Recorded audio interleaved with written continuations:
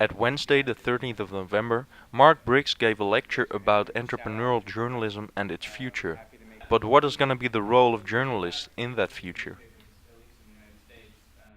The new role is always going to be making sense out of what's happening in the world. And so if the reporting of actual facts of whatever has happened in the day can be left to computers, then that allows the humans more time to analyze and to synthesize and to collect and do all of those things that it takes human intuition to do.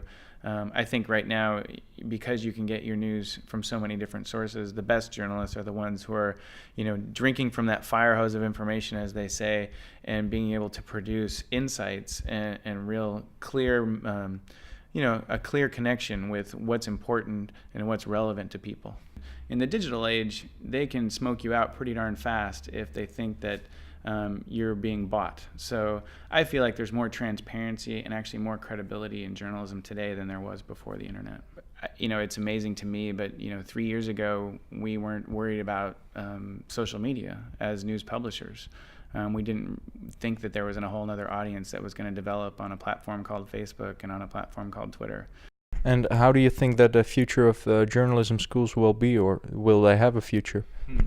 I certainly hope they will. The way I see the future of journalism schools is really more of a laboratory than they have been in the past. And so I feel like the news industry has, especially in the United States, has failed to develop a research and development arm or department, as most companies and other industries have a research and development department and a huge budget for that. But news companies have never operated that way. And so I see universities as becoming the research and development arm of the news industry and trying new experiments in a laboratory-like setting so that they can inform the news industry on which directions to go, which kinds of products to development, and how to better serve their audiences. Journalism innovation challenges like New Lab offer a lot of money to make people come up with good ideas. There's something about the competition around a prize or a contest that it really, I think, motivates people in the right way.